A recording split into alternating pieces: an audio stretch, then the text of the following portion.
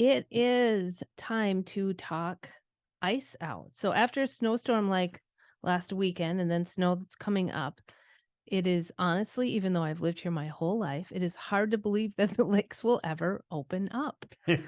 It's a thing we do in our house. We try to predict it and then we put it down in our evergreen calendar what time when the ice went out to kind of judge it on the year before. Joining us now is Dr. John Downing, director of Minnesota Sea Grant. He's a professor of biology and Large Lakes Observatory. He is hosting a webinar tomorrow on how to predict ice out. John, thank you for being back with us today. Oh, what a pleasure, Heidi. Just delighted to be here. Yeah, nice to hear you, John. Good to see you again. Great to see you. Welcome. Yeah, Yeah, thank you so much. yeah. Appreciate being here.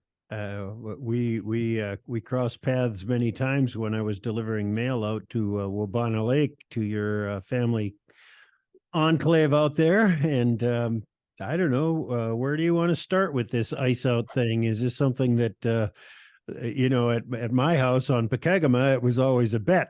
You had to put a quarter in to put your number down. So yeah. Well, John, my hope is to help everybody cheat on the ice out pool. All right. The best I can, because well, you mentioned Wabana Lake. My family's been there for 120 years, and sadly, our ice out records aren't that great. We take really good records on the birds and vegetation and other stuff, but not the ice out stuff. But a lot of people have, and the thing is, all the time I was growing up, ice out was sort of May 1st plus or minus a week. Just that's kind of how it was. It was like, yeah, and like you turn on the lights and there the lake is open. So, but it isn't like that anymore. The lakes hold more heat, and the weather's changed. And so now ice out can be anytime from late March to mid to late May. And so I thought, well, that's kind of inconvenient for everybody. If you can't predict when the ice is going out, you don't know when you're going to put your dock in and get your boats in. And of course, I'm always anxious for that. As a personal aside, the real reason I'm doing this is so that I can know when I can go and put the dock in, and get the boats going, right? So, but on the other hand, it might help other people too. And I think of resort owners and, well, even law enforcement. Wow, look at how dense, how many cars get out on the road and stuff when the lakes are open. So if we can predict it or forecast it a little bit, then maybe we're going to be a little bit better off and be able to plan. And that's why I got interested in it. And some of my staff over at Sea Grant say it's a complete obsession of mine. Ice is, ice is such interesting stuff anyway, right? And right now out at Wabana Lake, I've got some monitors running, and it's 32 degrees at a foot depth. And what does that mean? It means it's starting to melt underneath somehow. And are we talking a 1 foot depth snow depth, 1 foot depth ice depth, 1 foot? Well, old water depth. It was put in at about a foot and a bit, this sensor, and so it's under snow and ice, and and then weirdly the temperature goes up and down during the winter. I mean, just crazy. But the thing we're after here is ice out, and when's it going to be? And tomorrow I'll give a forecast, and like any kind of forecast, I'm going to waffle a little here and there, because if things get colder, it will be later. If things get warmer, it'll be earlier and stuff. But I pulled together a ton of information on it that will kind of help us to make some, well, better than educated guesses, kind of. And so that's where we're headed. So John, what are some of the important factors in this that can help us understand it? Well, you put your finger on it. I mean, the snow depth is really important, and snow insulates the ice from melting, right? So the more snow you've got on the ice, then the slower it's going to melt. Ice thickness is important too, right? If you got 3 feet of ice versus 10 inches of ice, which is about what I've been seeing this winter, 10 inches to 14 inches in the inland lakes, then it takes longer to melt more, the thicker ice. But the thing that really drives it is cumulative heat. How fast and how much does the spring warm up? And that's what we are really trying to do, is to make these forecasts based on how warm the weather starts to get. Now, admittedly, we didn't have a super cold winter this year, right? But on the other hand, we haven't had a lot of thawing degree days either. Not a lot of thaw. And so we kind of track that thaw. I mean, other things, of course, have an effect. Little lakes, they thaw faster, mostly because they have very little volume and they get a whole lot of water washing into them, and that water holds a lot of heat and it melts them fast. Big lakes tend to have ice out slower, but not always. If it's super windy, you start moving the ice, and it will in fact move and crack, as you probably heard, and makes all kinds of crazy, wonderful sounds as it's doing it.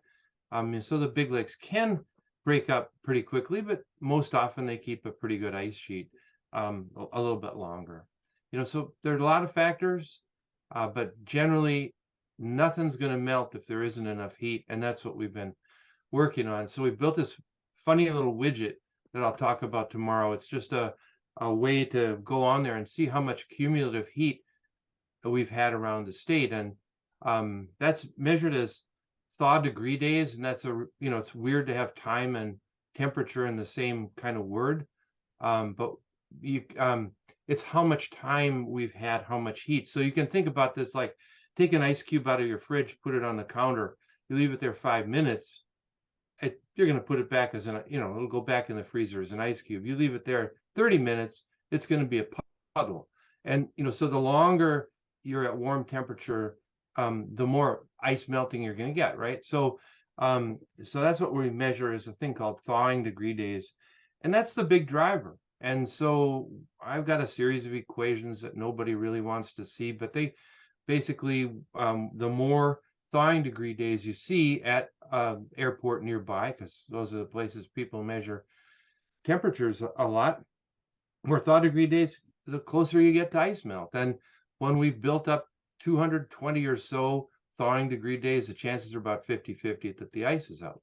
And I use, for our lakes around Itasca County and Cass County, and even down Brainerd-Baxter area, the data I use come from the Hibbing Airport. It's a good, stable source of information. And at Hibbing, or Range Regional Airport, K-Hib, we have 0 thaw degree days so far this winter, right? And okay, it's bumped up above freezing. And you said the forecast, Heidi, 34, maybe in the 40s, but if it goes down to 20 at night, then you're really not getting that thaw. So that's what we track. John, I'm sorry, that was a real long answer to a really short question. Sorry. well, and I'm about to really throw a wrench in there because I'm curious. So just give us can you give us a mathematical example? Let's say temperature reaches 40 and stays at 40 for 4 hours in a 24-hour day, spends 6 hours above freezing. Sure, I can. Yeah. Okay. So let's take a bigger number. Let's say the daytime high is 50, and the nighttime low is 40. That's 10 degrees, and basically 10 degrees, but it is 10 degrees above 40. So that's 18 thaw degree days. So basically, well, let me do that again. 50 degrees, the way the meteorologists do it, they'll say 50 degrees the high, 40 degrees the low. The average temperature for the day then is 45, right? So 40 plus 50, divide by 2 gives you 45. Take away 32 from that, and you've got 45 minus 32. You have 13 degree days for that particular day. Okay. Okay, so then you do that the next day. Let's say the next day, high of 32, low of 20. Doesn't matter. There wasn't any thawing that day. That's a 0. 0 thaw degree days for that day. The next day does the same. You added another 13 thawing degree days if it does a low of 40 and high of 50. Okay, so, and you just keep building them up over the season. Okay. So clearly, the warmer it gets, the higher you are above freezing, and the more thawing you get. And that thawing does not go unnoticed by the forest, the snow, the ice, and you'll start to get trickling in, and then you get these water leads, what we call leads around the edge, and more water inflow comes in there, begins to eat away at the ice, and eventually it bumps back and forth, breaks up into pieces. I'll show a little video, time-lapse video of ice out tomorrow in the talk. It's kind of fun stuff. Yeah, if you get uh, a 13-degree day, thawing degree day in February, does it stay on the record all the way through to March 30th when you expect the lake to go out, or is there a timeline in there? Does it just in March that it has to occur, or?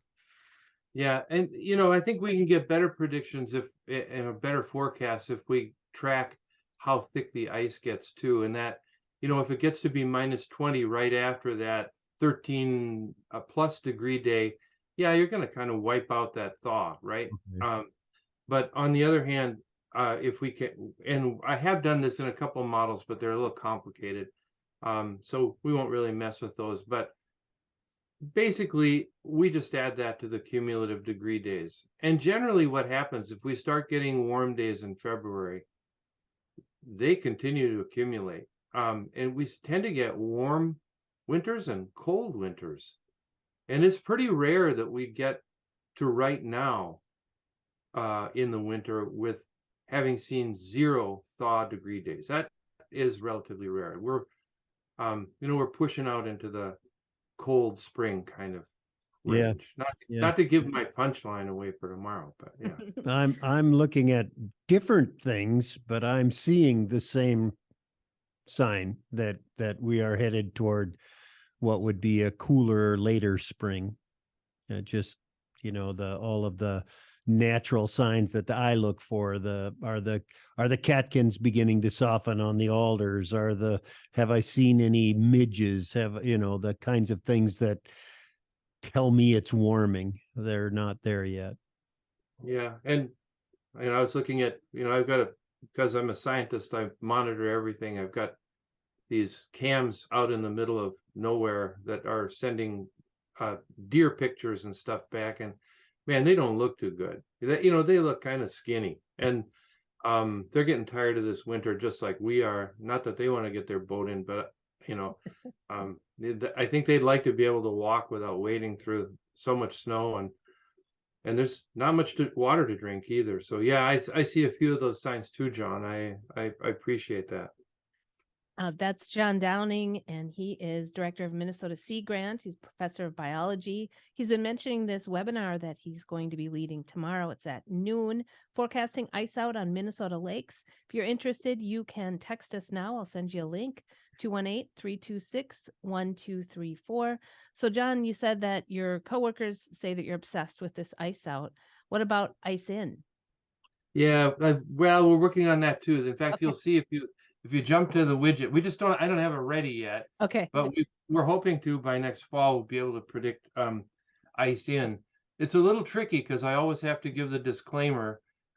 This doesn't mean it's safe. And I have a whole story on this on our website at seagrant.umn.edu. You can go there and see that. But I see these people with their pickup trucks out on ice that really really nobody should be on. Okay, and what people don't realize about that is you're floating your pickup truck on the lake and you're using ice as a boat. It's not like it's so strong that it can hold your pickup up. It's a float. But anyway, we're working on that. Ice in, we should be able to make some predictions of it. I've made a few. Forecasting it would be really fun, but I worry a little bit about liability because as soon as there's any ice, people tend to go on it, and that's why I wrote a big article on avoiding and surviving hypothermia. Because we tend to sadly kill a lot of people via hypothermia. So yeah, anyway, but yeah, we'll be doing that. But also, you'll see on this little widget, it gives you freezing degree days too, and that's what will be driving the ice ice in data, and those we measure from October 1. Start summing them up in October, because we all know sometimes you get real early ice on the lakes, or certainly on the ponds. So, yep, we're working on it, but so far we're just willing to go with some predictions for ice out this year. So, John, is it as simple as you make it sound in terms of thawing degree days? If I started averaging my high and low for the 24-hour period, and I have a thermometer that allows me to do that pretty easily. In fact, it'll do it for me. If I start adding those days in and adding that up, can I do it at home? Can I do this myself? yeah, sure you can. In fact, you can probably do it better than the National Weather Service will do it, and much more important for your local situation, right? Because you know, and I do this out on Wabana Lake. We have a meteorological station out on Government Point in Wabana Lake that is completely remote. And you could also sum the amount of time that it goes above freezing, right? And that would give you an even better number. But it is, you know, for big areas, it's easier to just use the National Weather Service data. But yeah, take the high, take the low, take the average, subtract 32. If it's a negative number, make it a 0. If it's a positive number, it's a thaw, you know, that's your thaw degree day estimate for that day. Yeah. And add them up together. And when the number starts getting close to 220, Yep. Then you're about 50-50 on ice out on the inland lakes anyway. Yeah. interesting. Yeah. And Yeah. you earlier said that you thought that Wabana, 10 inches of ice? Yeah, we probably have a foot, because I'm seeing 32 degrees at a little over a foot. So it's not super thick. It's not going to form ice when it's 32 degrees, is it? No. And But part of that, you mentioned just the volume of the lake and the amount of heat that it can hold. right, exactly. And And it people, it sure is warmer. These waters, you know, Lake Superior is one of the fastest warming lakes on the planet. Doesn't feel like it when you put your feet in it, but it you know, it is warming quickly, and water holds a terrific amount of heat. I mean, you can prove it to yourself by, you know, what do you do if you want to thaw something out fast? You put it in, you know, warm or tepid water, and it just sucks the heat out of it. So it's really a miracle substance and holds all that heat. So the temperature, and I think Heidi was asking, you know, what are some of the factors, right, that drive ice out? Well, one of them is how warm is the water under the ice, and it's, you know, it's going to be at 32 degrees right under the ice, and then it's going to be warmer as you go down, right? So, and it's always at about 40 degrees at the bottom. I mean, at these deeper lakes, it's the same temperature in the winter as it is in the summer. That's, you know, how much of that water is holding how much heat really matters. Yeah. yeah, that's astonishing. Really astonishing when you think about it. I mean, that especially, you know, at the bottom of the lake, the temperature being 40 degrees, that's warm. I mean, Yeah. relatively, if you're trying to make ice, that's way too warm to do it. Yeah, true enough. And I mean, it's a good thing it is that way too, you know, that water acts like that, because otherwise we wouldn't have any life that would make it through the winter. They'd freeze at the bottom if water acted like any other liquid. Yeah. It'd freeze at the bottom and everything would be dead. So Yeah. good thing that it's the same temperature at the bottom, summer and winter in the deeper lakes. Yeah. Yep. I don't know how long I could hold my breath to skate down there. So that's it. Yeah. John, thanks so much for joining us. I look forward to hearing the webinar tomorrow. I'm going to be an active listener. So, and I'm going to start keeping track at home and see if I can make some sense out of this. John, it's been a pleasure, and I'll look forward to seeing you tomorrow. And I hope I help you win your poll. Ah, yes, me too. I'll split the winnings with you. Half of 75 cents. Yeah.